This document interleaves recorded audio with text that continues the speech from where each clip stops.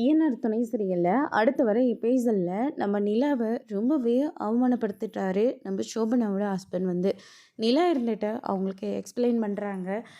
என்கிட்ட அமௌண்ட் இல்லை, நீங்கள் கேட்குற அளவுக்கு என்கிட்ட இல்லை, அதனால் வேணா நான் வேலை செய்கிறேன், பார்ட்னர்லாம் நான் வேண்டாம் தான் சொன்னேன் அப்படின்ற மாதிரி சொல்லிக்கிட்டு இருக்காங்க. இப்போ நான் மட்டும் என்னங்க தப்பாக சொல்லிட்டேன்? நீங்கள் ஒரு ரூபா கூட தரல, ஆனால் பார்ட்னர் ஆகிட்டீங்கன்னு நான் தெளிவாக தானேங்க சொன்னேன்.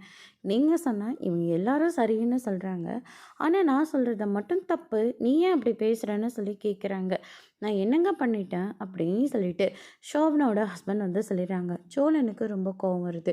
அதுக்கடுத்து தான் நிலாவும் எதுவுமே பேசாமல் அங்கேருந்து வெளியே வந்த உடனே நம்ம சோழன் மேலே சாஞ்சிக்கிட்டு, நான் என்னங்க தப்பு பண்ணேன் பார்த்தீங்களா, எல்லார் முன்னாடியும் அவர் எப்படி பேசிட்டாருன்னு. நான் இதுக்கு தாங்க சொன்னேன், நான் எங்களை பார்ட்னர் ஆகலைன்னு சொல்லிட்டு. ஆனால் இவங்க எல்லாருமே கன்வின்ஸ் பண்ணதுனால மட்டும்தான் நான் பார்ட்னர் ஆனேன் அப்படின்னு சொல்லிட்டு நிலா ரொம்பவே ஃபீல் பண்ணுறாங்க.